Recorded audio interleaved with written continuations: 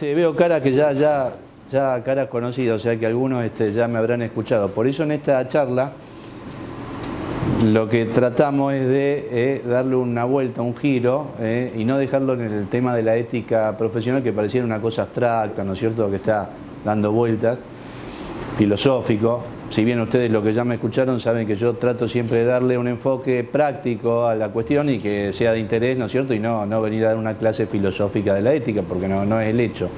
Además que son todos profesionales.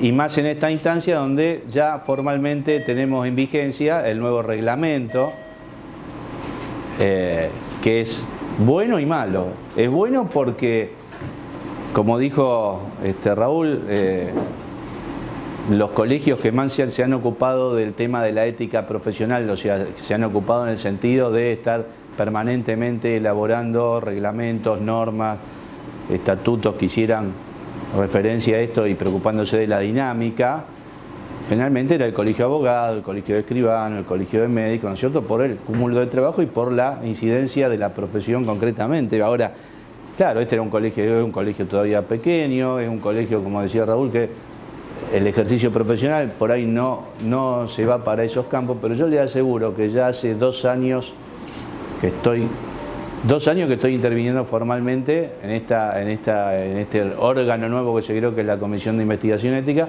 si bien desde hace más ayudando y colaborando con el colegio en todo este tema.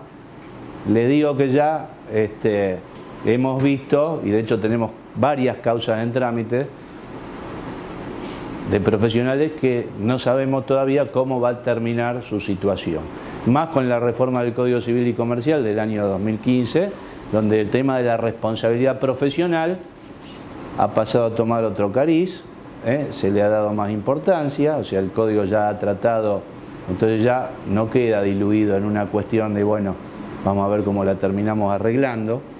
Entonces, bueno, un poco la idea en esta charla, que la vamos a hacer un poquito más breve que las otras, pero es enfocar el tema de la ética relacionado con la responsabilidad profesional, informarlos a ustedes. Ojalá que nunca tengan que pasar por un procedimiento ante la comisión y ante el tribunal, pero informarles un poco cómo está funcionando ahora y cómo va a funcionar, porque la idea fue armar algo para que sirva para el futuro y no estar constantemente haciendo reformas. Y bueno, que tengan idea de cómo de ahora en más se está encarando este tema del ejercicio profesional y relacionado concretamente con los agrimensores. ¿Cuáles son los ámbitos de responsabilidad profesional? De cualquier profesión, médicos, ingenieros, abogados, agrimensores, contadores, etc. Tenemos que tener en claro que cuando uno se matricula, se produce ese disparador de derechos, pero también de obligaciones. Obligaciones y deberes. Automáticamente, en el momento que todos nosotros nos matriculamos, que cualquier profesional se matricula, se produce, yo me puedo quedar sentadito en mi escritorio, en mi oficina, en mi estudio, pero ya por el solo hecho de estar matriculado, así como me nacen derechos, me nacen esas obligaciones. Y hace que un profesional pueda incurrir en distintos ámbitos de responsabilidad, porque la responsabilidad profesional es el género. Después tenemos las especies, ¿sí? Responsabilidad profesional es el sentido amplio. Muchas veces cuando se habla de responsabilidad profesional, automáticamente tendemos a asimilar a que estamos refiriéndonos a la responsabilidad colegiada, pero es una de las especies. Entonces, la responsabilidad profesional, ¿qué ámbitos puede abarcar o en qué ámbito puede incurrir un profesional en el ejercicio de su profesión? Un ámbito de responsabilidad civil, que a grandes rasgos incurre un profesional en ese ámbito cuando a través de su accionar, ¿qué pasa? Causa un daño y un perjuicio a un tercero. Y va a responder a través de una acción que se le podrá iniciar, porque es a instancia privada, de daño y perjuicio o de mala praxis profesional. Hoy es muy común que en materia civil, porque pareciera que mala praxis quiere decir que uno haya hecho algo con mala fe o con intención. Y la mala praxis profesional es lo que históricamente se conocía como un daño y perjuicio, que puede ser causado por negligencia, puede ser causado por imprudencia, y no tiene que haber necesariamente un elemento volitivo de querer hacer un daño. Y le digo que en las causas que tenemos en trámite, muchas de las causas nos encontramos que el profesional que está sentado prestando declaración dice, sí, pero yo la verdad que no sabía, yo lo quise hacer bien. Sí, bueno, pero mire, está pasando esto, está demorado 2 años. Pero mire, entonces les digo, eso que antes tenía una contemplación un poco más amplia, hoy ya no es tan así. Y hoy la gente, lo que hay que entender que el común de la gente, y cuando hablamos del común de la gente, el comitente para ustedes, el cliente, el paciente para... Ya no es esa persona tranquila que uno le decía, bueno, está bien.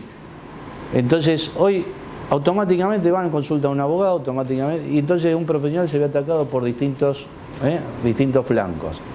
No solamente una persona se va a quedar tranquila con venir a un colegio y pedir que su órgano investigue esa conducta, sino que además va a ir a consultar seguramente a un abogado porque va a decir, bueno, mire, usted se tomó 2 años para hacerme esto, macanudo, yo en 2 años tuve este problema, no pude vender la propiedad, no pude hacer la sucesión, de lo que sea.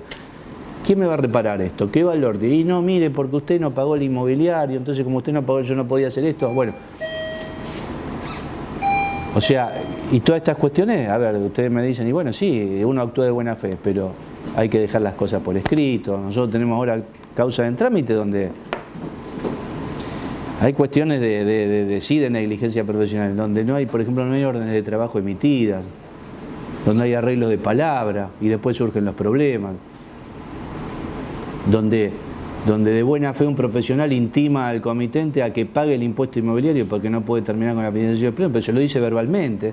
Entonces después viene el comitente a denunciar a la persona y no tiene, y el ingeniero, digamos, el agrónomo, el agrimensor no tiene cómo acreditar. Sí, tiene a lo mejor un correo, un cruce de correo, etcétera, pero... Y después le imputan la responsabilidad por no haber podido regularizar el trámite. O sea, yo creo que hay que, como dijo acá el presidente, creo que tienen que empezar a tomar una cabal dimensión, porque esta profesión aparte está creciendo. Ustedes tienen la gran suerte de ser un colegio chico y la profesión está creciendo cada vez más. Y eso está bueno porque cada vez tienen más posibilidades de trabajo, pero tiene este aspecto que cada vez van a empezar a tener mayores problemas. Entonces, si no son responsables, si no son diligentes, si no son ordenaditos en su trabajo, esto es un boomerang, como yo digo siempre, este tema de la responsabilidad profesional es un boomerang. Nosotros en abogacía siempre decíamos que el peor enemigo del abogado termina siendo su cliente, muchas veces con razón. Porque yo le di la causa a mi abogado y hace 5 años, y en 5 años no hizo nada, me dejó prescribir la causa, pero muchas veces sin razón. Y uno actúa de buena fe. Pero la buena fe se la lleva el viento, las palabras, lo que yo arreglé. Y un día nos encontramos con esa carta documento de esa persona con la cual veníamos teniendo trato y a la cual nosotros le brindamos todo el asesoramiento, el trato. Y en esa carta documento nos hacen responsables, o los hacen responsables, de algún perjuicio que estarían sufriendo. Y ustedes se desayunan, entonces ese boomerang que termina pegándonos en la nuca y terminando haciendo hacer en un campo, incurrir en un campo de responsabilidad.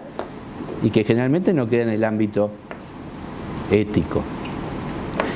Entonces le decía, bueno, ámbito de responsabilidad civil, a grosso modo, se causa un daño y un perjuicio a un tercero. Otro ámbito es de responsabilidad penal, que pareciera que la labor de ustedes estaría alejada de la responsabilidad penal. Y yo le diría que no es tan así, porque me ha tocado ver planos en donde se han, no digo fraguado, se han alterado, medidas, linderos, etcétera, y un plano tiene el carácter de instrumento público. Un plano no es una hojita en donde uno... Llega un momento que el plano adquiere el carácter de instrumento público. Y en nuestro Código Penal tenemos una figura, así como existe el homicidio, la violación, el estupro, el robo, etcétera, tenemos una figura que es la adulteración o supresión o alteración de instrumento público.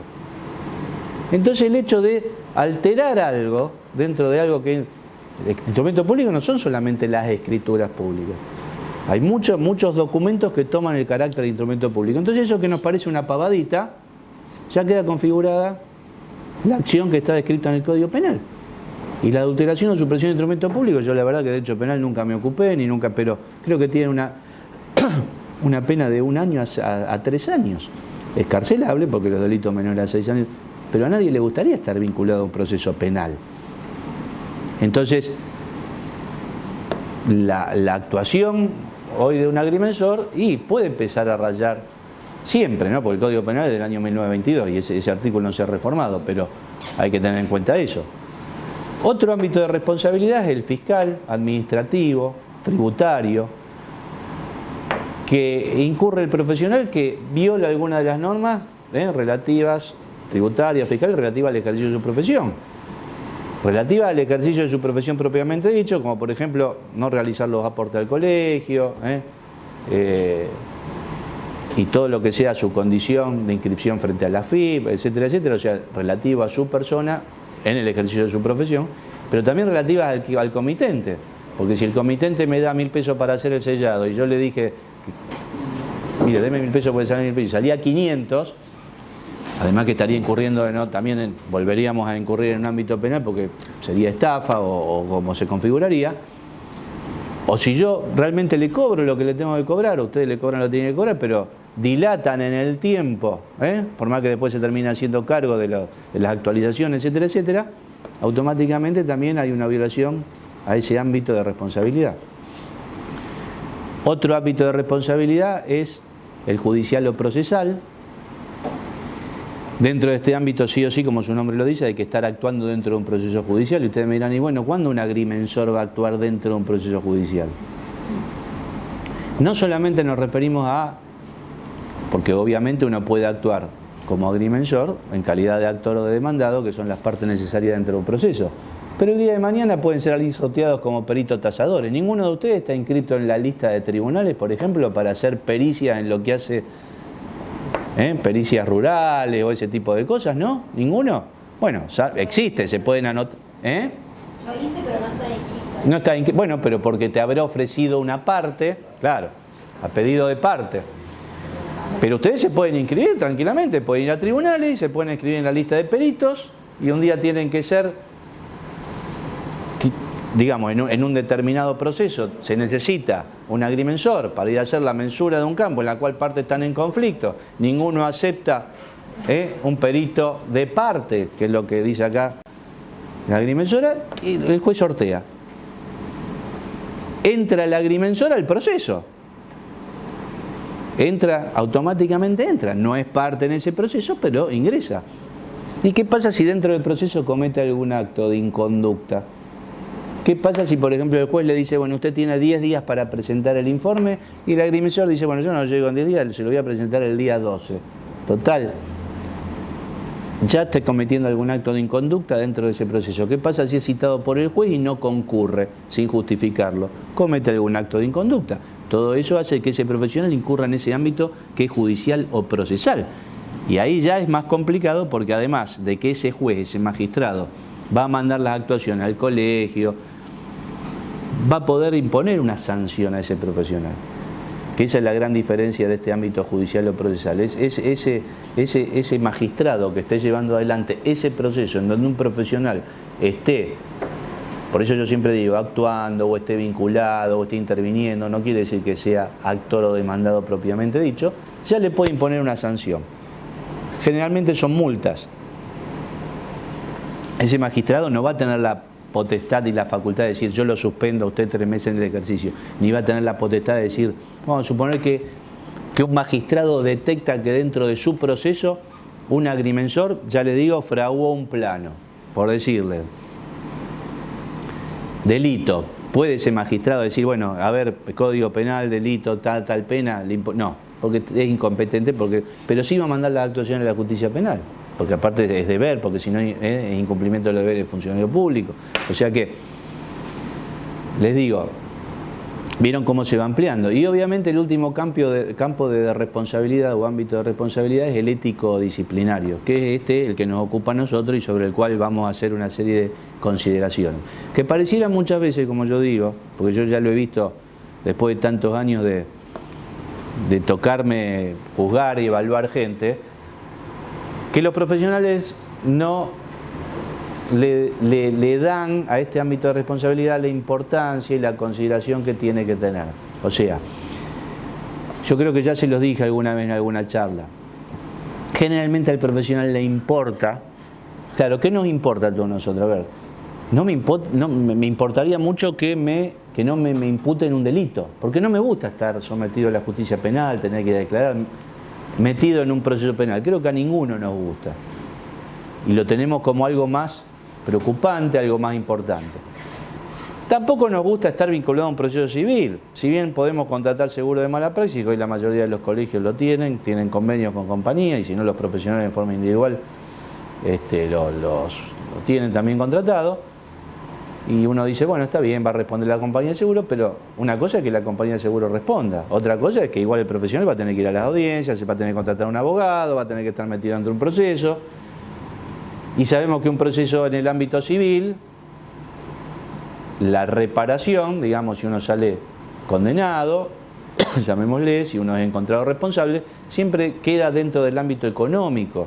O sea, como yo digo siempre, en el ámbito civil, si uno tiene la suerte de tener el dinero en el bolsillo, lo que sea, siempre se va a reparar el daño, siempre se va a indemnizar, siempre se va a devolver.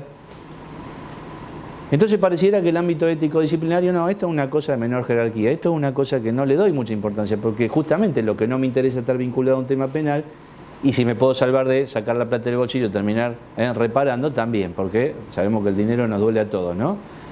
Y al ético-disciplinario le doy mucha bolilla, porque eso no es nada. Y yo le digo que he visto muchas situaciones de profesionales que con esta conducta han terminado, digamos, han podido arreglar de alguna manera ese proceso penal, porque los procesos penales en Argentina y sobre todo son muy particulares. El proceso civil, ya les digo, tienen la suerte de decir, bueno, a ver, usted dice que yo le causo un daño, ese daño valora el dinero, ¿cuánto es? 10.000 pesos, bueno, mire, yo se lo voy a devolver, etc.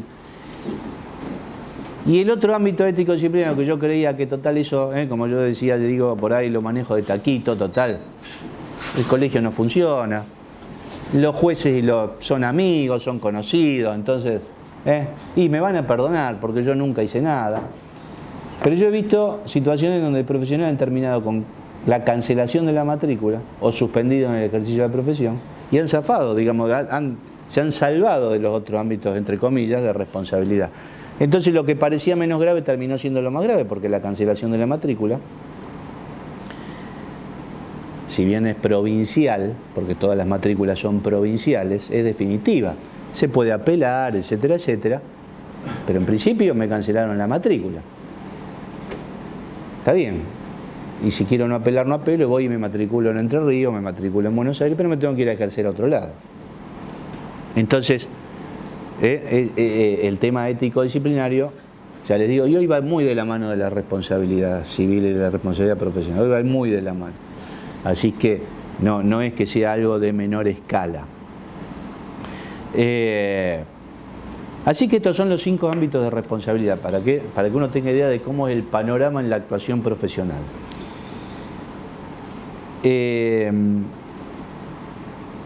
Creo que también alguna vez lo hemos dicho, o se lo he dicho, tenemos que tener en claro qué es una falta de ética profesional, porque no toda conducta realizada por un profesional constituye una falta de ética. Falta de ética profesional es toda conducta, en general, toda conducta que realizada en el ejercicio de la profesión, que ese es el requisito indispensable, que la conducta sea cometida en ocasión de la prestación del servicio profesional.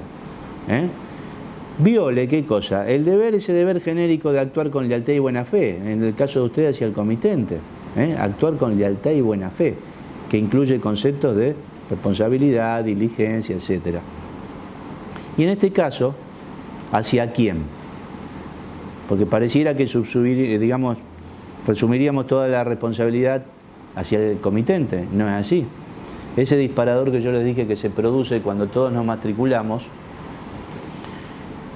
generalmente se dispara hacia 5 lados. La mesa de la ética profesional, como yo digo siempre, es una mesa que tiene 5 patas obligatorias. Si falta una, no sería responsabilidad ética o colegiada o disciplinaria. Entonces automáticamente se nos disparan deberes o nos nacen deberes y obligaciones hacia quién. Hacia el comitente, claro. Hacia el colega. Hacia el colega. Hacia el colegio profesional en donde uno está matriculado. Que después voy a hacer una breve mención sobre eso. ¿Les llegó a ustedes? Lo voy a hacer ahora porque después me olvido. Ya me está agarrando el Alzheimer. A ustedes les habrá llegado hace un tiempo, por mail, porque lo convinimos con Martín y lo hablamos con el directorio, la obligación de actualización de domicilio. Hoy que estuvimos reunidos esta mañana y Ana nos pasó una lista ahí, que lo hicimos justamente por los procesos que están en trámite, porque nos hemos encontrado que de notificar a profesionales donde hacía años que no estaban más. Y venía el profesional y decía, no me llegó nada. Y como este colegio, les voy a repetir, es muy chico, se conocen todos, siempre estaba la posibilidad de que alguien sabía dónde estaba ejerciendo y dónde funciona y que hasta por ahí el teléfono. Entonces, hablándolo con el directorio, y lo hablamos con Martín en su oportunidad, para un reacomodamiento del colegio, hacerle llegar por mail, que nos pareció el medio más lógico, para que actualizaran y notificaran el domicilio profesional. ¿Por qué además esto? Porque es una de las obligaciones hacia el colegio. En su momento cuando estudiamos, cuando Norberto Fricks me convoca a mí y Gabriel para empezar a trabajar sobre este tema hace 4 años atrás, y empezamos a ver las faltas de ética que estaban contenidas en el estatuto del colegio, claro, había muchas conductas que no estaban. Entonces, como era prioritario reformular todo el tema del tribunal y el funcionamiento, dijimos, lo vamos a hacer en una segunda etapa, que la idea es esa. Porque hoy no está contenido. Si ustedes dicen formalmente, hay una regla general, obviamente, que dice no respetar las disposiciones del colegio y todas las normas que hacen al ejercicio profesional, pero no está. O sea, si yo me busco un abogado vivo y a mí el colegio me quiere imponer una sanción porque yo no tengo el domicilio actualizado frente al colegio, me busco un abogado vivo que me defienda, yo le diría que nos van a atar las manos porque no está. Y justamente uno de los deberes hacia el colegio,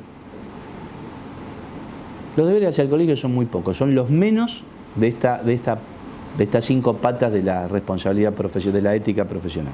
Porque los deberes hacia el colegio son aceptar las designaciones de oficio que haga el colegio, salvo justificativo con causa. O sea, si el colegio designa a cualquiera de ustedes para decir, mire, lo mandamos como vedor a tal cosa, y yo lo tengo que aceptar. Y son gratuitas además. No, mire, tengo una operación ese día. Bueno, tengo que acreditarlo, salvo justa causa. Pero constituye falta de ética no aceptar todas las designaciones y los nombramientos que haga el colegio. Constituye falta de ética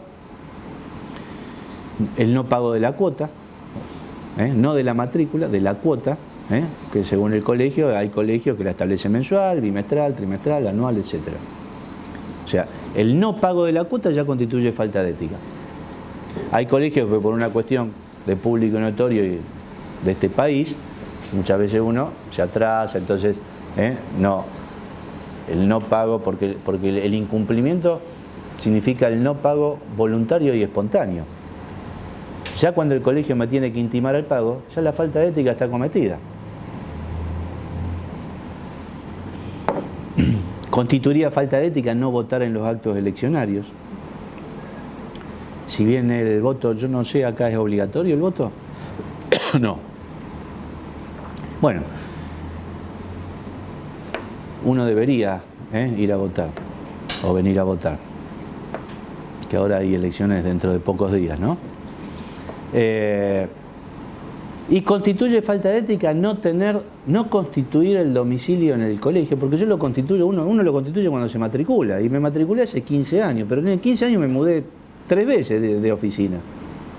Entonces, tengo que tener el domicilio actualizado en el colegio, porque además cualquier persona que venga acá y pregunte ¿dónde atiende el agrimensor fundamental? El colegio tiene que darle la información porque es obligación. Entonces, y constituye falta de ética no presentarse a las citaciones y audiencias del Tribunal de Ética y de la Comisión de Investigación. En este caso, que un órgano está creado en este colegio. O sea, cuando uno está vinculado a un proceso, no concurrir a las audiencias de las citaciones que hace el Tribunal de Ética. Ya el solo hecho obviamente estamos hablando sin justificar la causa, ¿no? ese solo hecho ya constituye una falta de ética.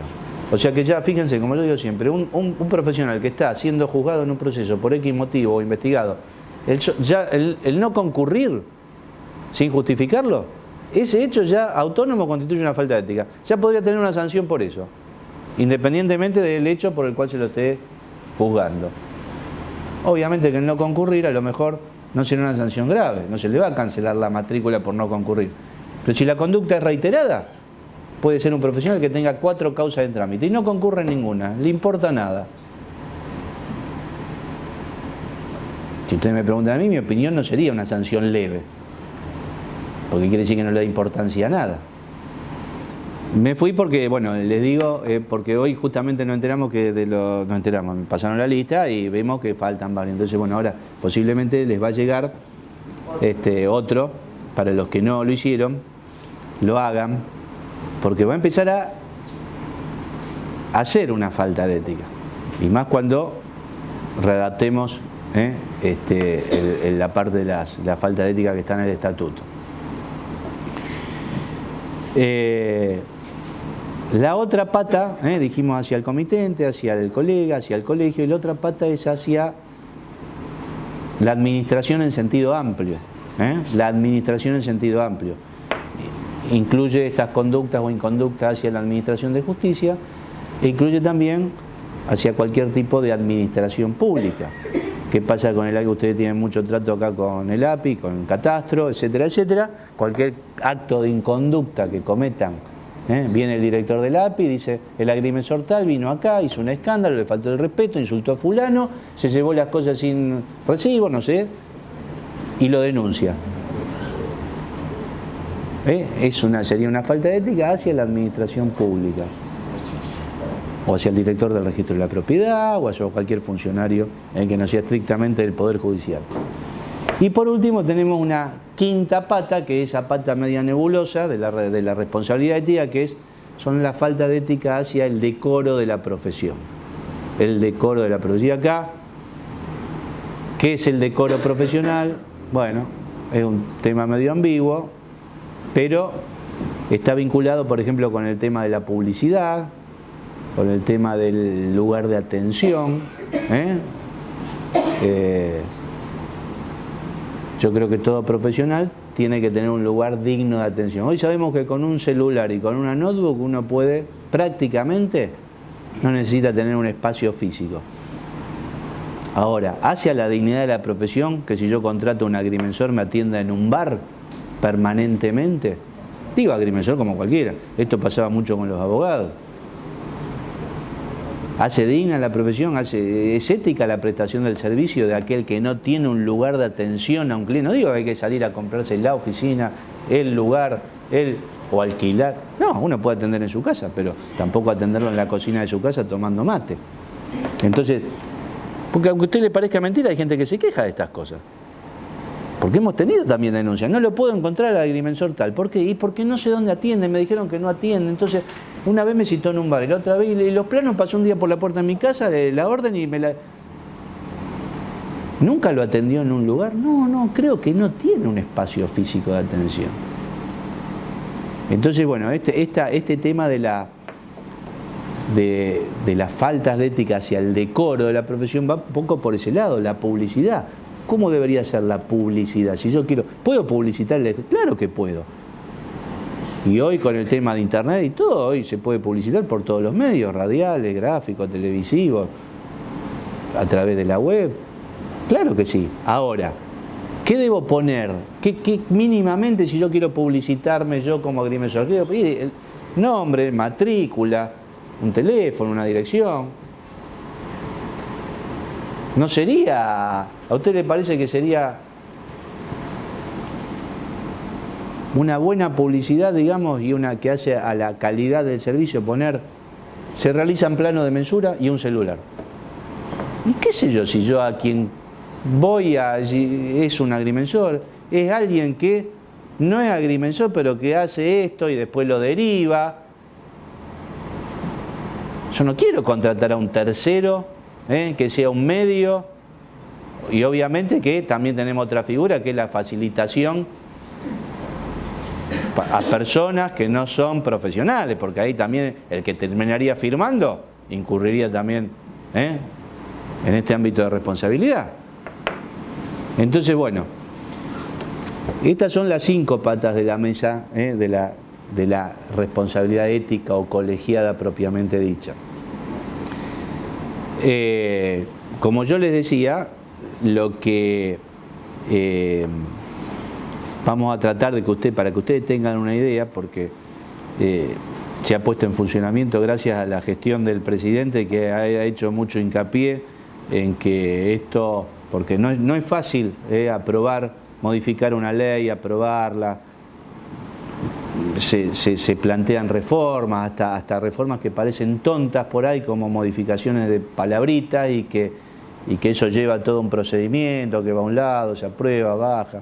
Bueno, insistentemente Raúl ha hecho gestiones en Santa Fe y hablando con gente, y bueno, le hemos logrado que finalmente esta ley ya hoy esté vigente, o sea, con el funcionamiento, llamémosle legal, este nuevo funcionamiento del Tribunal de Ética y Disciplina del Colegio y la Comisión de Investigación Ética, que es un órgano que se ha creado a los efectos de darle no solamente celeridad a los trámites, sino mayor transparencia, tanto para el denunciante como para el profesional que está siendo sometido a un juzgamiento. Porque antes existía solamente lo que era un tribunal, que por lo que yo tengo entendido, por lo menos acá en este distrito, era difícil de manejar o de tener relaciones con gente que, al ser un colegio chico, había relaciones interpersonales, etcétera, etcétera. Entonces, se crea una comisión que, desgraciadamente, tiene el papel, llamémosle, de malos, y que justamente, como su nombre lo dice, es la función de alguna manera, de investigar la conducta del profesional, que no va a ser quien va a resolver, porque después, en una segunda etapa, eso va a pasar al tribunal propiamente dicho, para que el tribunal emita un fallo, una resolución, la comisión eleva un dictamen al tribunal, y el tribunal en definitiva va a ser, los jueces del tribunal van a ser quienes van a determinar si amerita sanción y qué sanción amerita para ese profesional. O sea que es como que se separan esta situación, no el mismo cuerpo que juzga va a ser el que va a emitir ese fallo, porque a lo mejor aquel que está siendo juzgado podría entender que está cargado de cuestiones subjetivas que ya vienen siendo objeto de un procedimiento previo. Que es la tendencia moderna en todos los tribunales de ética, porque en los tribunales de ética se ha planteado justamente este tema de, hoy con todo, digo hoy, ya hace un par de años, con todo el tema de, que viene de estos, sin entrar a hacer política, ¿no? Estos benditos derechos de las víctimas.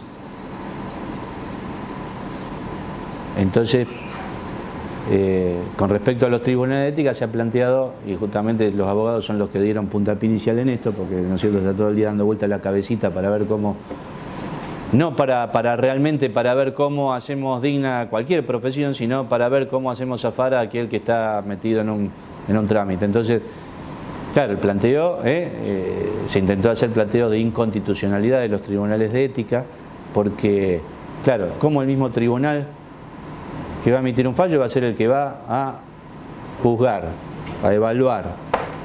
Y yo digo, entonces anulemos todos los tribunales civiles y comerciales, por ejemplo, o anulemos todos los tribunales de derecho laboral, porque el mismo juez de derecho laboral que lleva adelante el proceso es quien al final dice tiene razón la parte patronal o la parte obrera. Anulemos los juzgados civiles, que los jueces civiles, cuando hay una acción de mala praxis profesional, por ejemplo, todo el proceso tramita ante ese magistrado y después el juez emite el fallo. ¿Por qué vamos a pedir la inconstitucionalidad de un tribunal de ética? Que el tribunal de ética lo único que hace es recabar pruebas, lo mismo que hace cada juez, y en base a las pruebas y a las constancias del expediente va a emitir un fallo.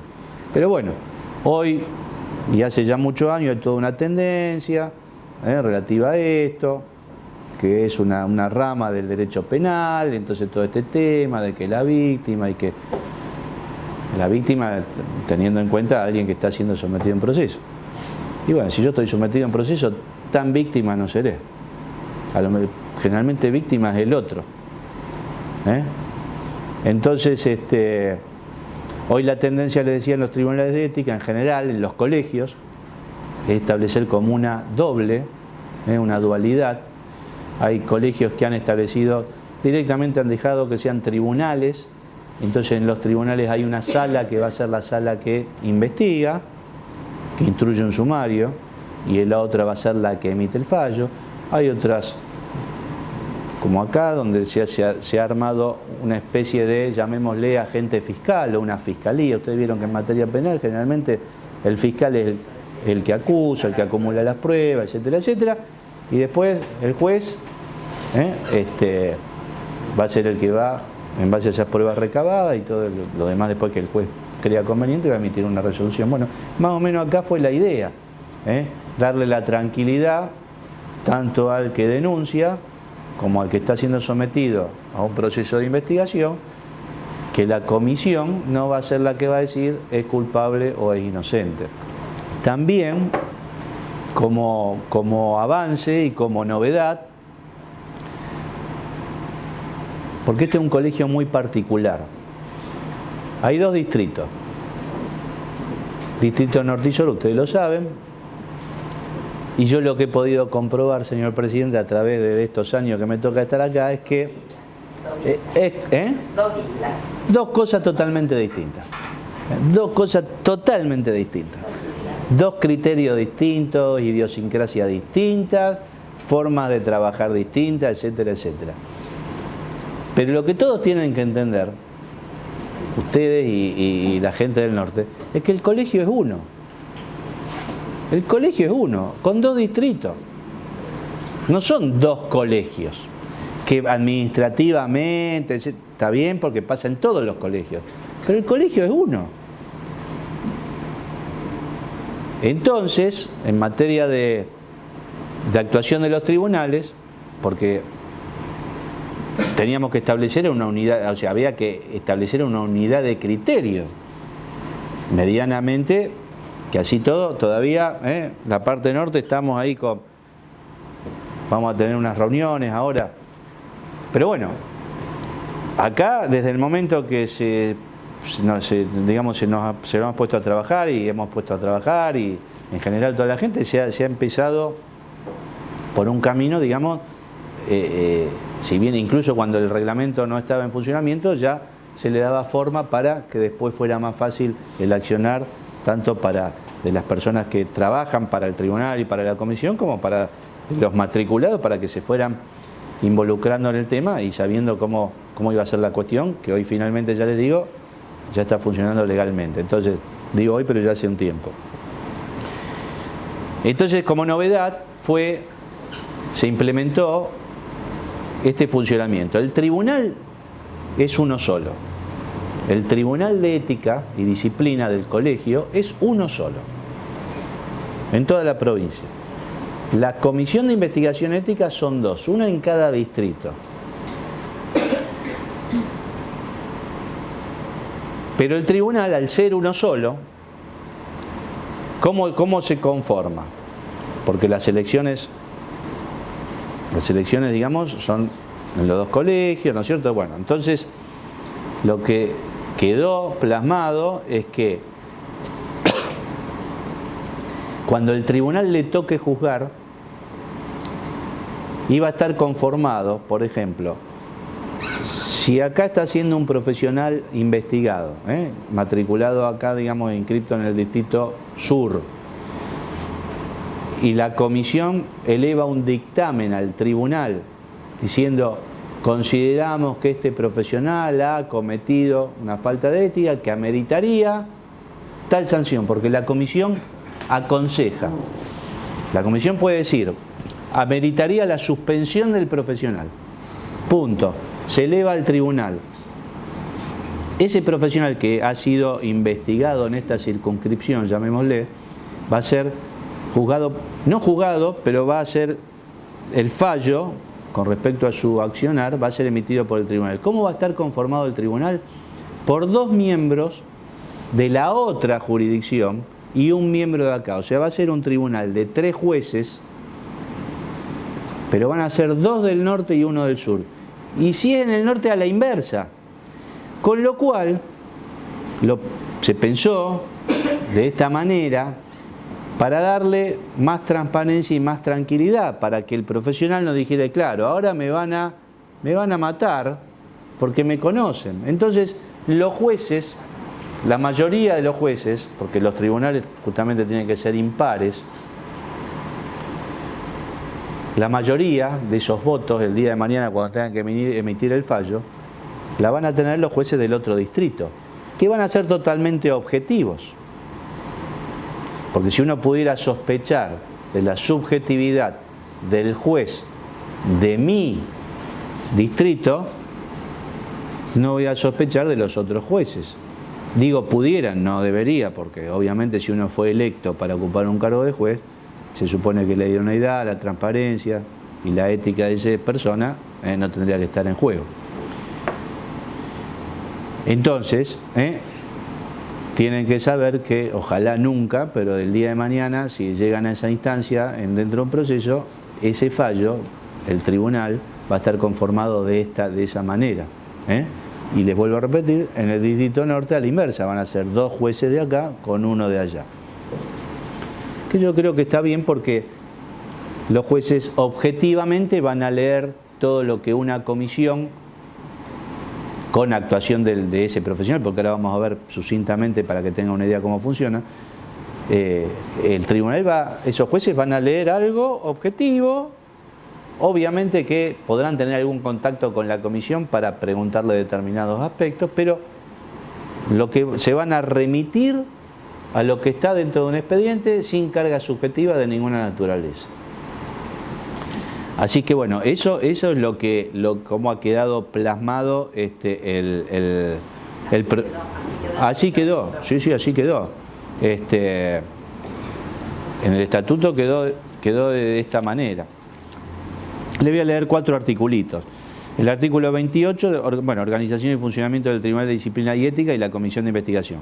El Tribunal de Disciplina y Ética Profesional es el órgano de gobierno encargado de conocer, juzgar y dictar sentencia en los casos de faltas o infracciones cometidas por los matriculados en el ejercicio de la profesión, los de conducta que afecten al decoro de la misma y todos aquellos en que se haya violado un principio de ética profesional en un todo de acuerdo con el espíritu de la letra de la Ley Provincial 10.781, su reglamentación, el estatuto, el código de disciplina, etcétera, disposiciones sobre aranceles y demás que en consecuencia se dicten. El Tribunal de Ética actuará de oficio o a petición de parte. Artículo 29. El incumplimiento a los deberes y obligaciones establecidas en las normas referidas en el artículo precedente, la violación a las prohibiciones cometidas en las mismas, teniendo en cuenta además, fíjense, el grado de importancia de la falta. Todo esto son atenuantes o agravantes. Grado de importancia de la falta, las circunstancias del hecho y los antecedentes personales del autor. Darán lugar, además de las establecidas en la legislación catastral, que ahora voy a hacer mención al artículo 65 de la Ley 2996, para refrescársela, darán lugar a las siguientes sanciones. O sea, hoy, ¿qué está vigente para un profesional que está siendo sometido a un proceso? Vamos de la más leve a la más grave. Llamado de atención. A mí no me gustaba mucho el llamado de atención cuando me puse a trabajar sobre esto. Me parece como, pórtese bien, vaya y póngase contra la pared. Claro, vaya al rincón y póngase en el rincón. A mí mucho yo prefiero sentarlo para hacerle un llamado de atención. Mire, usted zafó de esta, pero prefiero decírselo en la cara. Me pidieron que pongamos algo que sea una especie, entonces, llamado de atención la más leve. Apercibimiento privado. Apercibimiento público. Suspensión de la matrícula desde 2 meses a 2 años. Y cancelación de la matrícula. Todas estas son sanciones que hacen, obviamente, a la matrícula. Y después tenemos una sanción de multa, que será equivalente al valor de 1 hasta 100 veces los aranceles vigentes calculados con la suma de los artículos 45A y 45B de la ley 6373, la que podrá ser aplicada en forma individual o en forma conjunta con cualquiera de las otras 5. El importe de la multa ingresará al colegio.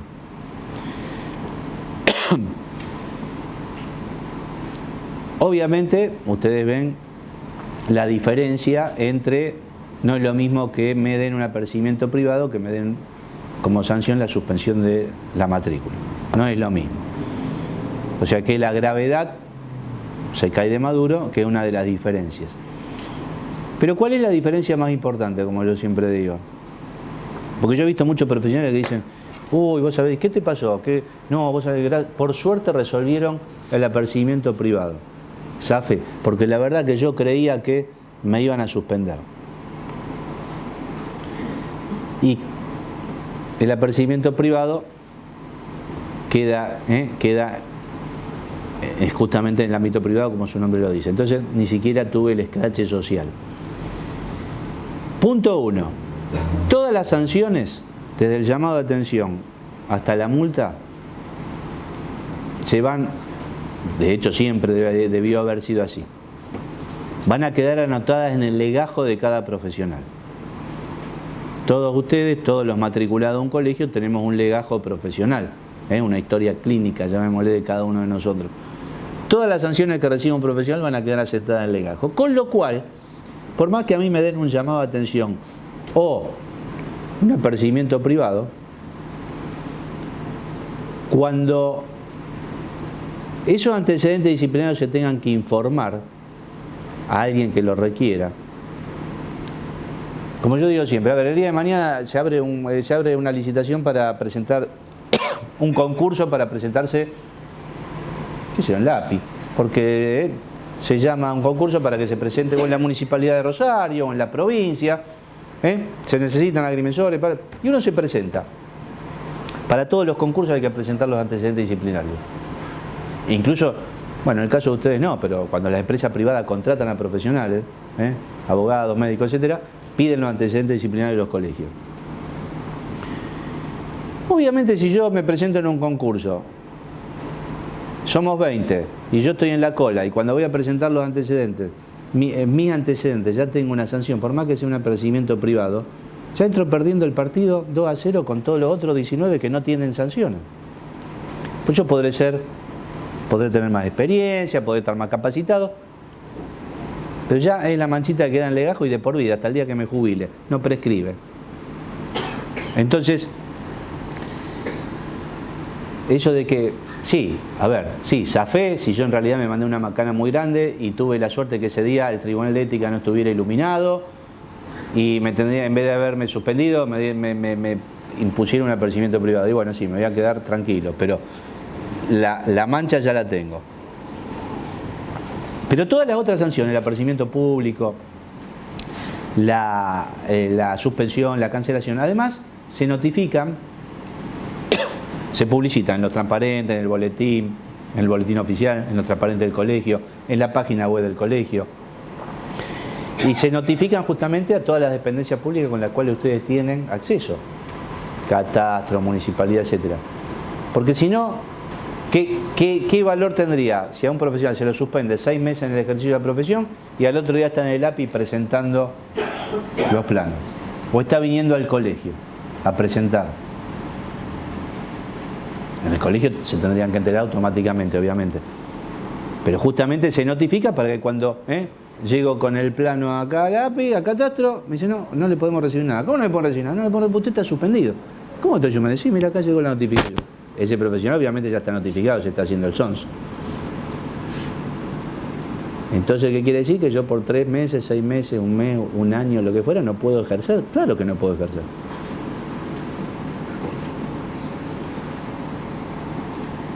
Todas las sanciones son apelables. Me fui al final del trámite, pero ya que estamos en esto, las sanciones son todas apelables, porque si no se estaría incumpliendo con el principio constitucional del debido proceso, donde dice que todos nosotros,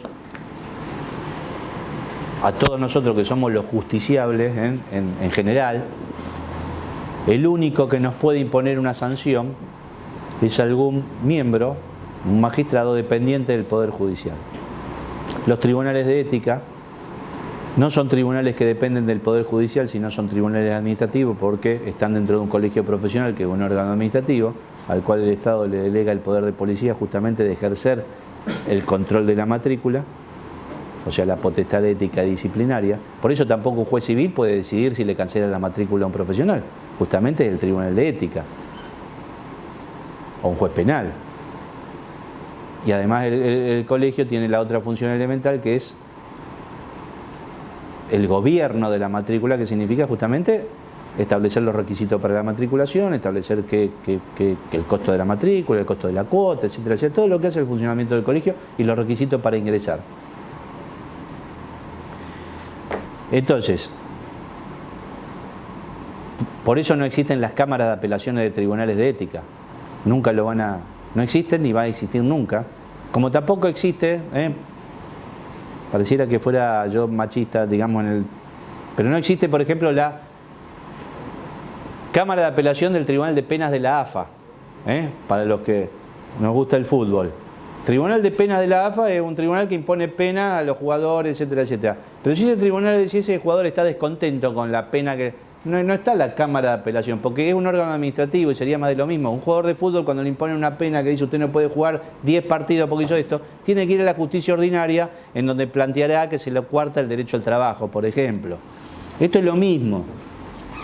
No hay cámaras de apelación de tribunales de ética porque sería otro órgano administrativo y alguien, asesorado por un buen abogado, podría plantear la inconstitucionalidad de un tribunal de ética y seguramente harían lugar a esto, porque se estaría incumpliendo con lo que dice la Constitución Nacional, que a cualquiera de nosotros, para imponernos una sanción de cualquier tipo, en el ámbito civil, o sea, un juez tiene que ser un juez dependiente del Poder Judicial. Entonces la apelación a aquel que está disconforme con la sentencia de un tribunal de ética es ante un órgano dependiente del Poder Judicial. Y cada colegio establece quién es su órgano de apelación. Y esto es por una cuestión de criterios. A mí me ha tocado elaborar esto. Hay colegios que establecen como órgano de apelación la Cámara Penal, de la jurisdicción obviamente en donde se lo esté juzgando. ¿Por qué? Y porque generalmente lo que elaboran los estatutos y los reglamentos del tribunal tienen esta idea, porque dicen que el derecho disciplinario es un derecho penal de menor jerarquía y que por lo tanto un tribunal de ética lo que impone es una sanción, en definitiva, asimilable a una pena. Por lo tanto, ellos consideran que el órgano revisor de esa pena, de esa sanción, debe ser una cámara penal, porque habría conexidad con el tema. Hay otros colegios que establecen o que tienen como criterio que el órgano de apelación es la Cámara Contencioso Administrativa, que es lo que pasa por ejemplo, en la Municipalidad de Rosario, ¿no es cierto?, en los entes administrativos.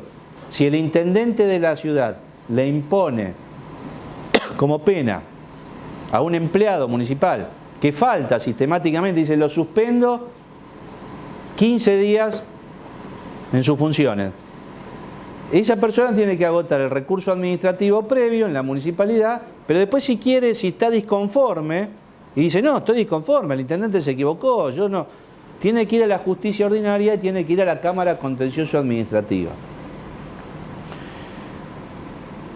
Y hay una tercera postura, y que es la que hemos adoptado para esto y que yo creo que es la más lógica. Algunos podrán no compartirla. No creo que en el ámbito de ustedes, no creo que a lo mejor no la compartan, porque sí, este tema sí lo debatí muchas veces en los colegios de abogados y se sigue debatiendo. Hemos establecido acá como órgano de apelación la Cámara, pero civil y comercial. ¿Por qué? Yo les voy a explicar brevemente por qué. Yo creo que cuando a un profesional se lo está en su colegio profesional a través del tribunal, de la comisión, del órgano que sea, se lo está sometiendo a un proceso. En definitiva, lo que se está evaluando es conducta profesional, o sea, responsabilidad profesional con respecto a alguien, que generalmente en la mayoría de las causas es con respecto al comitente, cliente, paciente. Si actué bien o mal, si fui diligente, si fui responsable en el trabajo. Que es lo mismo que juzga un juez de primera instancia civil y comercial cuando alguien inicia a un profesional una acción de mala praxis. Si yo contrato a un abogado y no me hace el trabajo y me deja prescribir la causa, esa acción de mala praxis profesional la tengo que iniciar en un juzgado civil y comercial.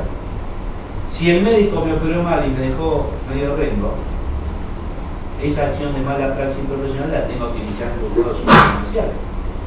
O sea, todo lo que es mala praxis y que deriva en un daño, perjuicio, la evalúan los jueces civiles y comerciales. Y el órgano de apelación, en esos casos, es la Cámara Civil y Comercial. Entonces, yo digo, si los tribunales de ética, las comisiones de investigación o el órgano, digamos, que se ocupe de evaluar estas conductas profesionales, lo que hacen justamente es ver si el profesional actuó bien, fue diligente, actuó conforme a las reglas, no solamente a las leyes en general, sino a las leyes que hacen al ejercicio de su profesión. Si actúa conforme al juramento que prestó allá cuando se matriculó, etcétera, etcétera, etcétera. ¿Por qué no el órgano de apelación? ¿Por qué no ser la Cámara Civil y Comercial? Que se supone que va a ser, aparte va a ser una tranquilidad para ese profesional, porque va a ser los jueces civiles que forman parte de la Cámara de Apelación son los que van a estar más duchos en el asunto. Un juez penal, yo he estado reunido con jueces de Cámara Penal, cuando les toca la apelación del juzgamiento de conductas profesionales. Se mueven más como pez en el agua cuando eso proviene de un colegio de abogados, del colegio de escribanos, que son conceptos muy asimilables al derecho, o sea, están. Pero cuando les venía algo de los colegios de médicos, colegios de arquitectos, colegios de psicólogos, no sabían para dónde agarrar y se tenían que poner a estudiar. Entonces, hemos establecido como órgano de apelación para aquel que esté disconforme con el fallo que le aplica a ese tribunal, que tenga la posibilidad de acceder a la justicia, a la Cámara de Apelación Civil y Comercial. Y como, porque si no me dirían que soy Hitler bajado a la tierra prácticamente, todas las apelaciones tienen dos efectos. O sea, cuando uno plantea una apelación en derecho, cuando uno apela a un fallo, ese fallo puede ser, digamos, la apelación puede ser otorgada con efecto suspensivo o con efecto devolutivo. ¿Qué quiere decir esto? Que si yo disiento con esa sentencia que impusieron en mi contra, en el fuero que sea, civil, laboral, comercial, etcétera, penal, y apelo, porque estoy disconforme, si el tribunal me otorga la apelación con efecto suspensivo, quiere decir que yo puedo, digamos, no va a quedar la sentencia firme, ya por el solo hecho de estar apelada no queda firme, pero si además es con efecto suspensivo, por ejemplo en el caso de inhabilitación para ejercer o este tipo de cosas, quiere decir que yo voy a poder seguir ejerciendo hasta que sea confirmado el fallo. Y como yo digo siempre, estamos en Argentina, esto no es Suiza, no es Suecia, como acá las causas, yo he tenido situaciones donde hay profesionales en los cuales se le ha cancelado la matrícula y han trabajado años y años y años. No digo de llegado a conocer un caso, pero podría ser, de profesionales que se han terminado jubilando con causa en trámite.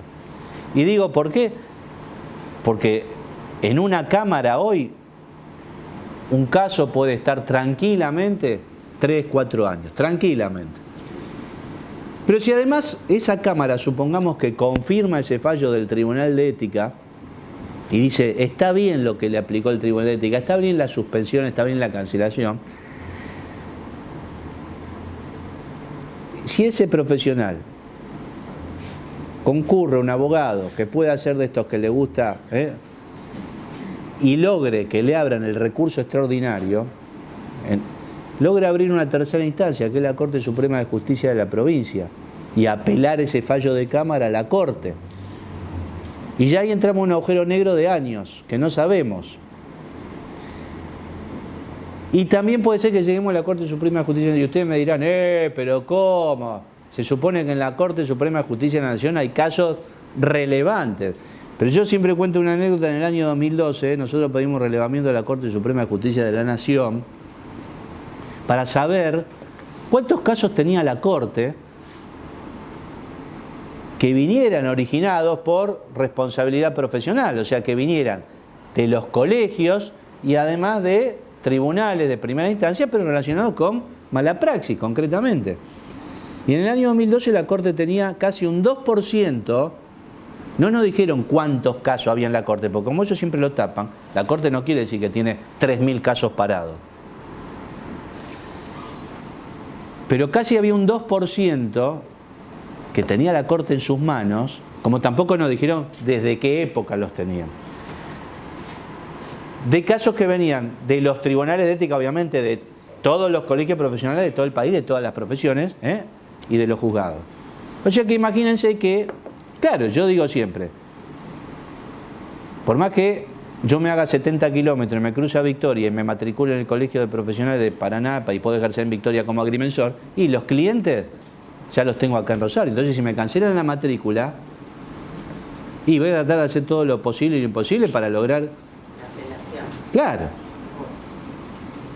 Y aparte, en el caso de ustedes es muy particular. Qué sé yo, sí, a lo mejor uno dice, bueno, me vino bien, largo todo y me voy a trabajar a Chubut, donde voy a hacer mensura de campo, ganaré más plata, tendré menos estrés y de paso hago vida nueva. Pero bueno, qué sé yo, a ninguno nos gusta pero bueno, es lo que hoy funciona. Brevemente porque no vamos a hacer un break, no se vuelvan locos, no vamos a hacer un break para que después no se le haga más largo. La denuncia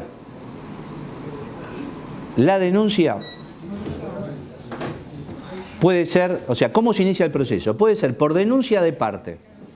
Denuncia de parte cualquiera, generalmente son los comitentes, pero puede denunciarme un colega. Me robó el cliente. Yo estuve trabajando en esto y resulta que vino este fulano y dijo que le iba a cobrar menos. Denuncia. Ay, me lo perdí. Por denuncia, entonces. Segundo, por comunicación de autoridad nacional, provincial o municipal, autárquica, judicial o administrativa. Lo que yo le decía. El director del APE y detecta que un profesional cometió algún acto de inconducta, manda las actuaciones. Se inicia la causa. Por comunicación del directorio. El directorio toma conocimiento de algo, le llega por comunicación del directorio, con lo cual no quiere decir que el directorio formalmente tenga que recibir una denuncia. Toma conocimiento de algo, manda las actuaciones. La comisión de investigación empieza a trabajar.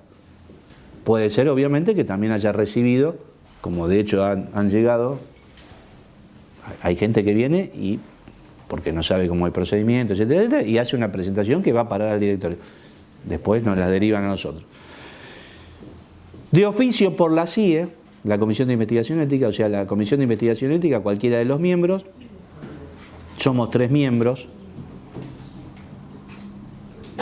podemos tomar conocimiento también, a través de algún medio, a través de algún comentario, a través de lo que sea, y nos ponemos a trabajar. Y por último, a pedido de un matriculado de cuya conducta se tratare. Esto es lo que se llama, y dice entre paréntesis, autodenuncia. Y ustedes dirán, ¿quién va a ser el tonto que se va a autodenunciar? Pero yo creo que alguna vez se lo he por lo menos hecho mención. Esto vieron cuando uno está sospechado de algo o les llega una carta documento, ustedes están sentaditos en su estudio y les llega una carta documento de alguien que dice, lo haré responsable de los daños y perjuicios, y uno dice, yo la verdad que obré bien, estoy tranquilo con mi conciencia, estoy tranquilo en mi trabajo, ¿qué hago? Abro el paraguas, me voy a la comisión de investigación, presento esto, presento todo y pongo a disposición para que estudien el tema y emitan un dictamen. Bueno, obviamente que va a ser parcial, porque no vamos a tener la posibilidad de escuchar a esa persona que le mandó la carta de documento. ¿Se podrá abrir una causa? Sí, se podrá abrir.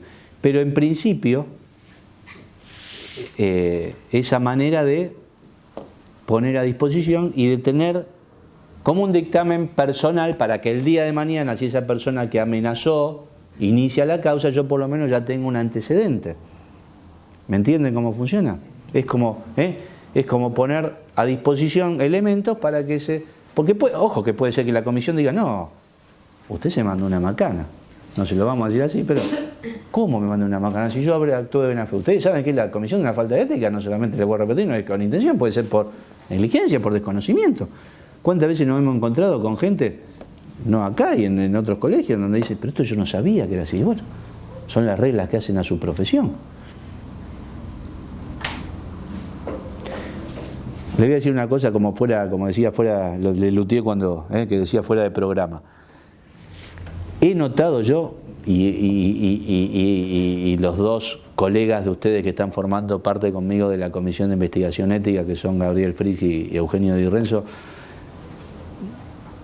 y yo de afuera, obviamente, he notado que en el accionar de general, por lo menos ahora con algunas causas que hemos tenido, el tema de la orden de trabajo, de profesionales que trabajan sin orden de trabajo y de profesionales que trabajan con orden de trabajo que no tiene todo lo que tendría que tener un orden de trabajo, incluso para garantía de ustedes. La firma, por ejemplo, del comitente. La firma del comitente, la modalidad de pago.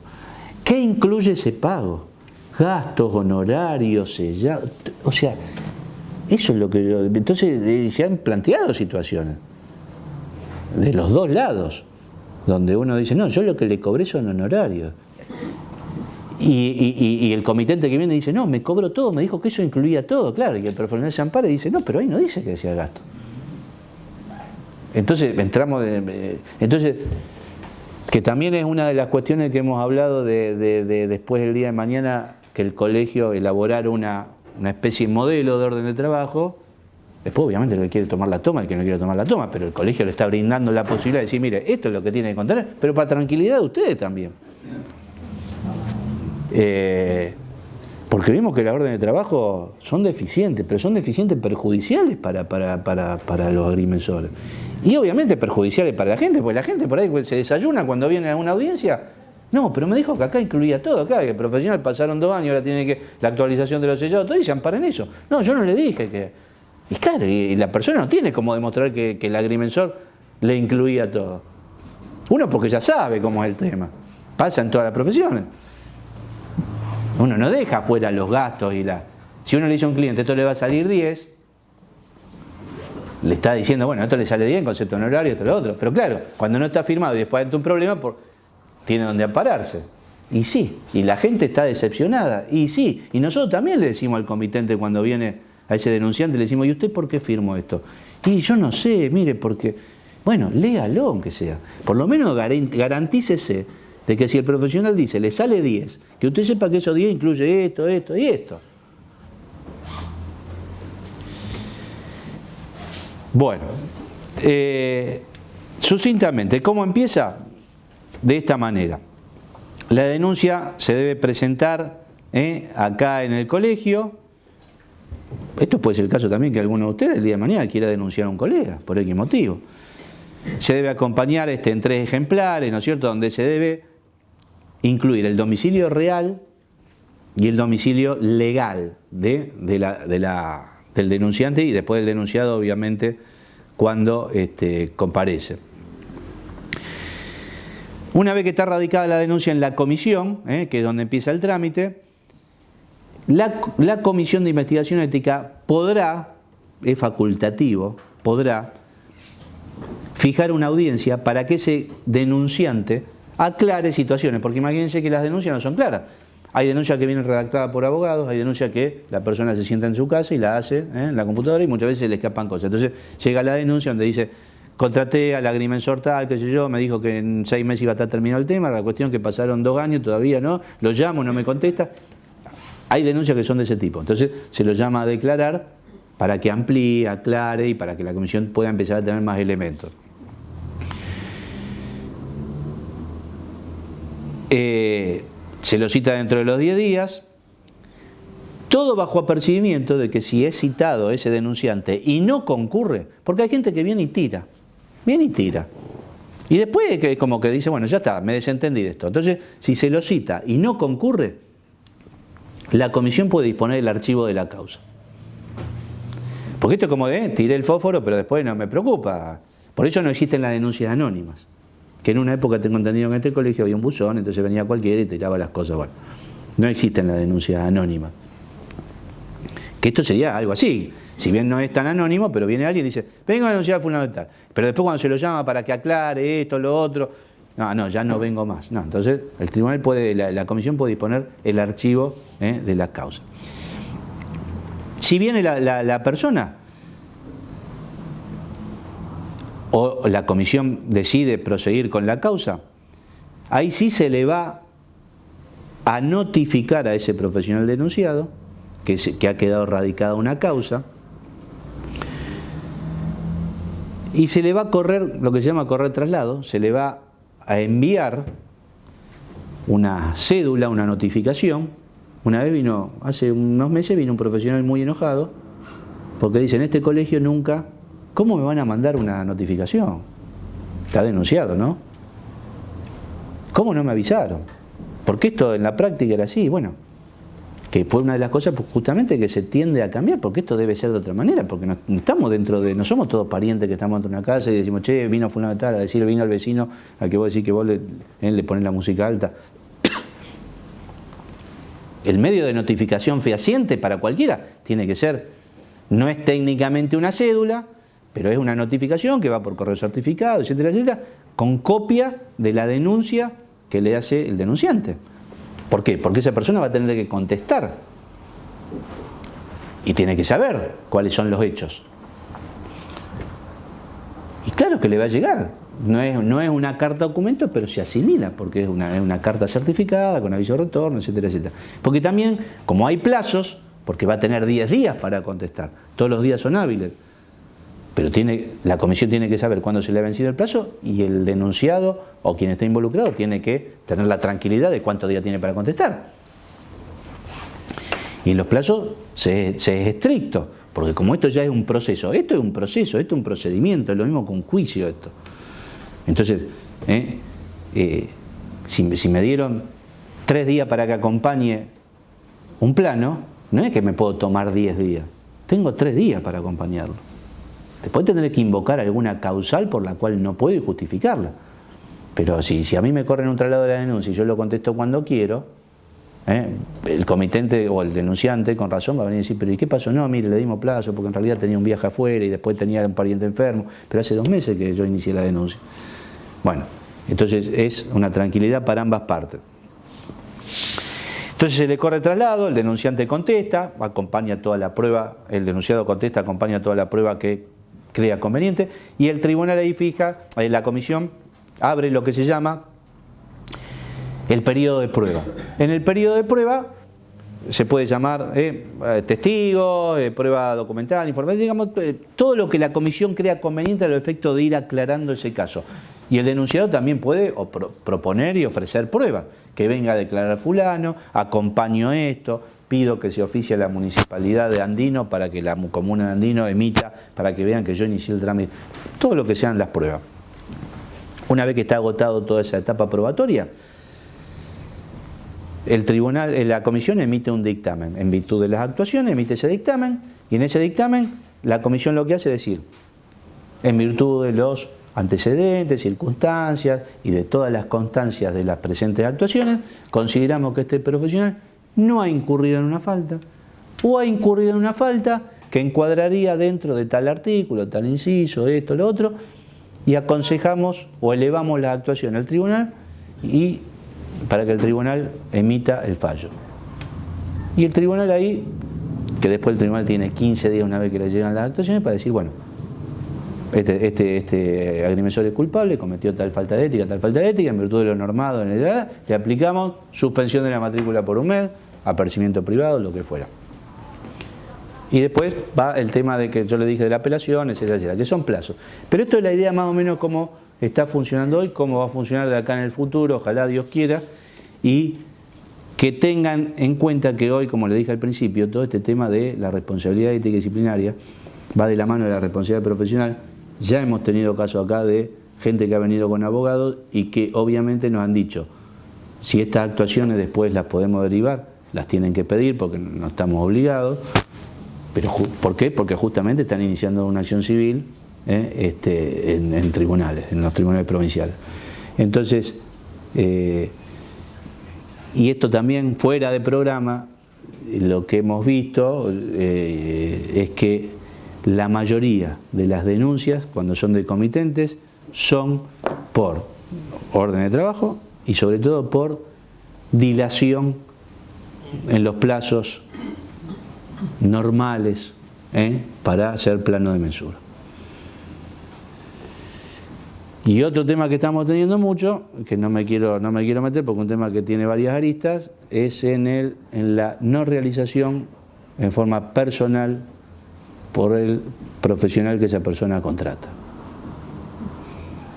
Esto yo se los digo hoy para que ustedes lo empiecen a evaluar, porque es una cosa que ya lo hemos hablado con el presidente, nos vamos a poner a trabajar seriamente en ver cómo lo implementamos a nivel normativo y cómo vamos a empezar a trabajar sobre estos temas, porque hay mucha gente que ha venido a hacer consultas. Hay denuncias, sí, pero hay mucha gente que ha venido a hacer consultas y dice, yo contraté a fulano de tal, vino Juancito Pérez. Juancito Pérez no lo conozco, no lo vi en mi vida, qué sé yo. Y se me ocurrió un día una persona hasta muy graciosa, dice, y como lo invité a tomar un café o mate, no sé, decía, le pregunté, pero vos sos agrimensor. No, yo no soy agrimensor, pero vos estudiás agrimensor. No, yo tampoco. Dice, a mí me llamó la atención, ¿cómo el agrimensor me va a mandar a un fulano que...? Bueno.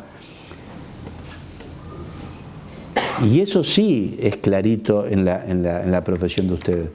El artículo 65 de la ley 2996 lo dice también el estatuto, ¿no? Los profesionales que ejecuten relevaciones topográficas, mensuras, administrativas, judiciales, particulares, etcétera, que no lo hagan personalmente o que tengan errores en las mediciones, en los cálculos. Ustedes fíjense que la ley está previendo que el error, lo hice de buena fe, pero tuve error, inexcusable, o planos con datos fraguados o adulterados, serán pasibles de la pena de papá. Esto es una ley. No estamos hablando ni siquiera de algo que está en el estatuto, que también está. Esto es ley. O sea que esto además habilita una acción en la justicia ordinaria. Entonces yo le digo, son dos cosas con las cuales tienen que empezar a apuntar, pero aparte va a ser una tranquilidad para ustedes, ¿eh? Órdenes de trabajo. Y si trabajan con gente, porque también está la otra comisión de la falta, el facilitamiento al ejercicio de aquellas personas que no son profesionales. No quiere decir que uno no pueda tener un ayudante, obviamente todo el mundo tiene. Y si tiene la suerte de tener mucho trabajo, pero las mediciones son en forma personal. Porque si esa persona después hace un problema y lo demuestra, que en realidad no se hizo, están al horno. A ver si soy clarito. Están al horno. No hay mucho más que demostrar cuando la persona demuestra que contrató al agrimensor tal, pero que la medición no se la hizo el agrimensor tal. Yo se lo dejo. Bueno, lo dejo, lo dejamos. Cuando la apelación, que dijiste que había dos instancias, una era la suspensiva y la otra era... Ah, la devolutiva. No, la devolutiva, la suspensiva, bueno, la suspensiva, como le dije, puedo seguir ejerciendo, claro. La devolutiva quiere decir no puede seguir ejerciendo, porque en este caso, justamente el efecto devolutivo jurídicamente significa eso, que digamos, me cuarta la posibilidad. Es el caso para el caso de inhabilitaciones, suspensiones, ese tipo de cosas. No puedo seguir ejerciendo hasta tanto se revoque ese fallo o se confirme el fallo. Si se confirma el fallo, obviamente no la puedo ejercer más. Pero hasta tanto se revoque ese fallo. ¿Y quién decide si es suspensiva o devolutiva? Lo decide la Cámara de Apelación, pero jurídicamente hay determinados recursos que se conceden con efecto devolutivo y determinados recursos que se conceden con efecto suspensivo.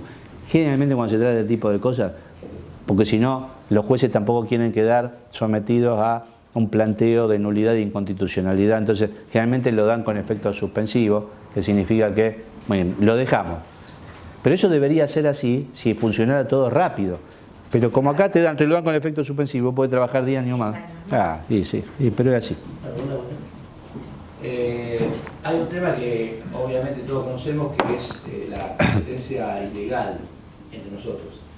Digo, uno pasa un presupuesto lógico. Desleal. Desleal. Uno pasa un presupuesto lógico y alguien pasa un presupuesto, en nuestra época decíamos, para incrementar jubilación. Usted habló del tema de la orden de trabajo. La orden de trabajo adolece, a mi criterio, de mayor espacio o algún lugar se pueda desarrollar un poco más. ¿De qué manera uno va a trabajar para que quede todo escrito y no haya ningún problema posterior? Digo, ¿no será momento de que se establezca quizás algún porcentaje mínimo de lo que dan los honorarios que debe cobrar éticamente un profesional y que lo debe volcar en el trabajo?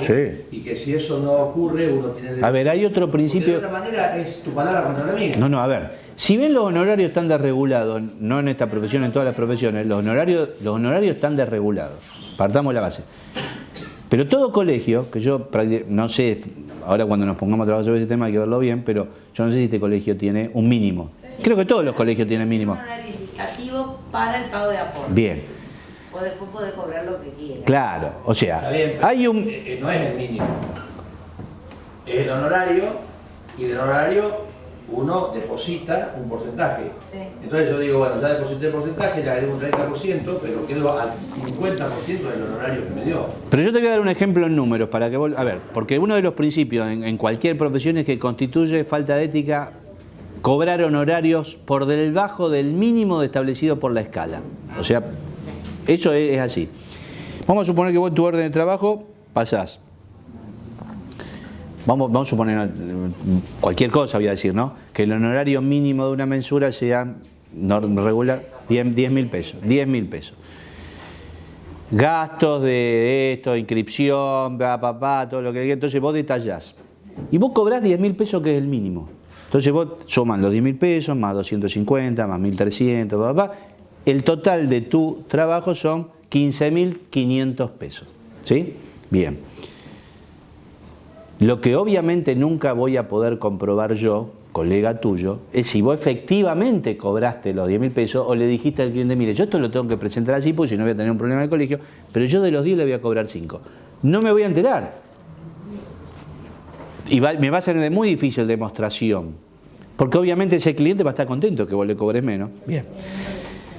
Pero lo que tenemos que apuntar es a eso, a que ese mínimo tiene que estar en esa orden de trabajo, para que en esa orden de trabajo, en otra orden de trabajo o otro agrimensor, no, efectivamente no diga, bueno, yo le cobro 5, ¿me entendés? Y lo pueda hacer. Que no se pueda hacer, por lo menos formalmente.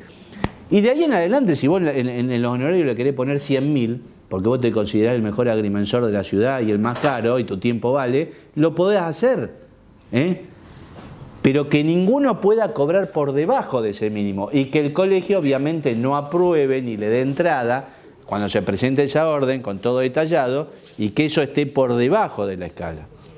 ¿Me entendés lo que te digo? Eso debería ser así. Eso es lo que nosotros también le explicamos a la gente cuando viene. Usted pida un detalle de cuánto le cobran de honorario, cuánto es de gasto, de sellado, de pesto, del otro, y eso tiene un montón, para que usted sepa lo que usted está pagando. Pero sí, obviamente que debe ser así. Eso es obligación, dar un detalle de gastos. Hay gastos que no se pueden justificar, por ejemplo, el sellado provincial uno no puede justificar, no tiene un comprobante que le quede válido para darle el... ¿Cómo que no? Todo sellado tiene un comprobante. Pero no está asociado, cuando uno carga que los presentes quedan así. Pero vos tenés manera de saber. Pero dice, ticket no válido como... Pero vos tenés manera. Sí, pero vos tenés manera de el documento y el sellado. No hay nada que Pero lo sí, asocia a pero ese. es necesario, si no, no te lo puedes presentar en el CIP. El baile, o sea, Si el cliente a vos te cuestiona, pero si el cliente averigua, vas a ver que ese si el cliente a vos te cuestiona y te dice, usted me cobró Pueden hacer el sellado en la hoja de la solicitud como siempre. también, claro. Yo lo que digo, Yo no sabía. por ejemplo, lo hablaba con David, en la orden de trabajo, gente, que genera el gesto, está la palabra gastos, está el renglón de gastos. No es que no está. Pero es Y obligatorio aparte, colocar. no es obligatorio que... A ver, pero es una tranquilidad para vos. No, seguro. Es una tranquilidad también para vos. Pero hay veces que uno no sabe cuáles son los gastos que van a incurrir en. O sea, no siempre uno lo. Pero el gasto es un rubro amplio. Porque además de los gastos comprobables como ser sellado, etcétera, etcétera, vos suponete, si vos en tu estudio tenés 5 computadoras, 3 aire acondicionados, tenés 2 personas de empleados, vos en concepto de gasto por la prestación de tu servicio vas a cobrar 3.000 pesos. Y yo que estoy trabajando acá solito y que me la arreglo que yo, le voy a pasar a un cliente en concepto de gasto 1.000, porque mis gastos son menos. Y eso no es ilícito ni es ilegal. Y obviamente entra dentro de la competencia de todas las profesiones. Como a lo mejor también que tenés más gente que trabaja con vos, tenés un ámbito más grande, etcétera, a lo mejor eso te hace que vos puedas cobrar menos porque tenés más trabajo. Pero eso no es ilegal ni es ilícito ni nada. Entonces, vos en gastos no tenés necesidad de detallar, pero conviene detallar, porque vos al cliente decís, mira, acá tengo tanto de sellado, tanto de esto, de otro, y después tengo gastos, que son gastos de movilidad, qué sé yo, ¿viste? Va en auto, va en taxi, te va en bicicleta, qué sé yo. Gastos que hacen a la operatividad, los papeles que vos tenés, los papeles, la resma de papel, entonces eso entra dentro del concepto de gasto. Pero es discutible eso, porque también... Claro, pero es discutible, pero el cliente no te lo puede discutir. Pero eso pasa en cualquier profesión. A mí cuando un cliente viene y me dice, ¿cuánto tengo de gasto acá? 10. ¿Y por qué 10 de gasto? Y mire, porque tengo sellado y además tengo gastos personales. ¿Qué son? Y mire, yo le tengo que dar a la gestora para que me haga esto, la gestora me cobra tanto, o no, estos son mis gastos. Y, pero mire, otro profesional me cobra menos de gasto. Bueno, mire, vaya. ¿Qué sé yo? O de honorario lo mismo. ¿Cuánto me cobra honorario? 10. Y, pero tengo otro profesional que me cobra 5.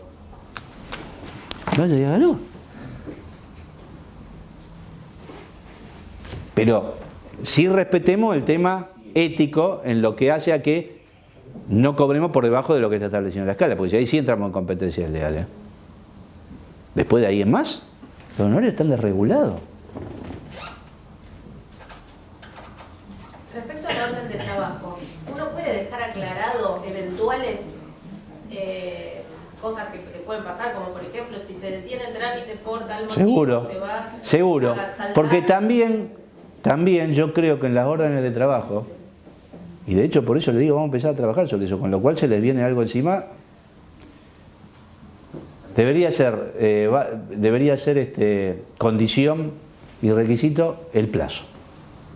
No puedes, para mí, discúlpenme, discúlpenme, ustedes me van a ver acá como... Yo no en blanco. Yo no he visto órdenes de trabajo donde... Bueno. No, se pone. Pero es aleatorio porque... Bueno, pero por eso te digo, pero vos tenés que poner un plazo razonable. Plazo máximo, 6 meses. ¿Querés ponerle 6 meses? 6 meses. Plazo máximo. Excepto, ¿qué pasa si Catastro está de paro 20 días? Bueno, excepto casos de fuerza mayor, etcétera, etcétera, que obviamente son atendibles, tanto por el comitente como si el día de mañana el comitente viene y dice, lo venga porque resulta que hace 6 meses, sí, pero hace 6 meses que lo tiene, pero estuvo 4 meses de paro. O lo del impuesto, o por falta de pago del impuesto inmobiliario. O causas no atribuibles al agrimensor. Como tenemos un caso ahora, que el agrimensor viene y dice, clarito, no, está debiendo impuesto inmobiliario y no lo paga, no puedo hacer nada, lo voy a poner yo en mi bolsillo, y claro que no. Bueno, pero todo eso hay que aclararlo. Porque si no, después voy a estar sometido a un proceso, y voy a tener que ir al proceso, y declarar, y decir, y todo, y les va a molestar. Perdón, vos suponés que ponés 180 días, ¿no? Sí. 6 meses. Pero al tipo le decís, mira, voy a intentar sacarte en 2 meses. Porque, Perfecto, te va a adorar.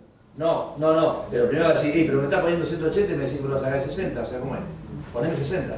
No. No puedo porque... Plazo 180 días. Yo me comprometo a hacer todo lo posible para sacártelo antes. En una de esas tenés suerte, en una de esas en 60 días lo tenés listo. Pero el trámite normal son 180. Cada uno sabe cómo. Yo hago escrituras. La gente dice, ¿cuándo va a estar lista la escritura? Y mire, la escritura la podemos hacer de acá a 10 días, porque el certificado catastral y el del registro tardan 7 días hábiles. Ahora, ¿cuándo usted va a tener su escritura lista con la nota de inscripción? Mire, después yo voy al registro. Y en el registro también estuvo como catastro, y con estado de asamblea y todo lo otro.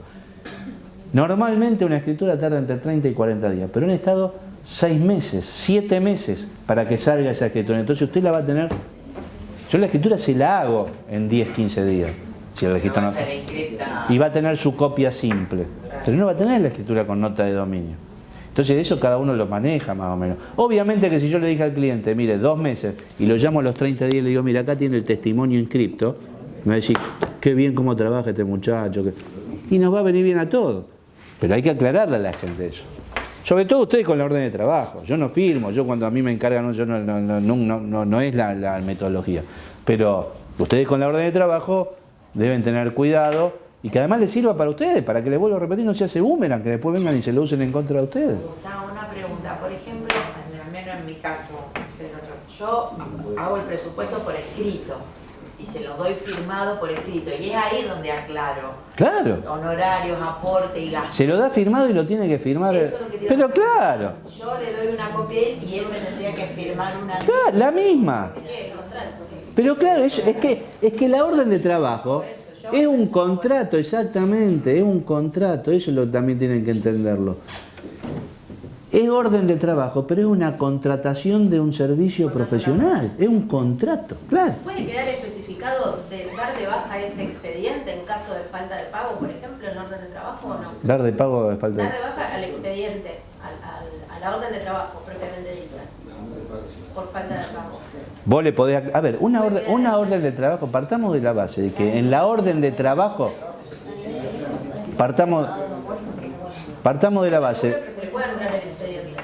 Eso no puede tener un expediente de por vida y yo aceptar ese expediente de por vida cuando la persona no pagó nunca más y se... Partamos de la base que una orden de trabajo, como dijo Liliana, es un contrato. Y en un contrato, vos y yo, mientras no alteremos el orden público, la moral, la buena costumbre, podemos pactar lo que queramos.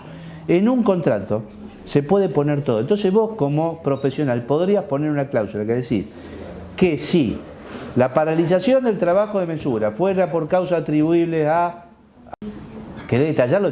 Yo no lo detallaría, pero fuera por no pago de esto, por no poner a disposición del profesional la documentación correspondiente, yo automáticamente lo deslinda de cualquier responsabilidad. Claro que lo podés poner, claro que lo podés poner. Por eso vamos a ver si trabajamos con el colegio en armar una orden, un contrato que tenga lo mayor contemplado. Que después cada uno podrá... Todo lo claro en el presupuesto, pero La orden no es el presupuesto, yo nunca me lo hago firmar por claro, lo firmo yo y se lo doy. tampoco es un contrato. Bueno, pero tiene la firma del otro, es un compromiso.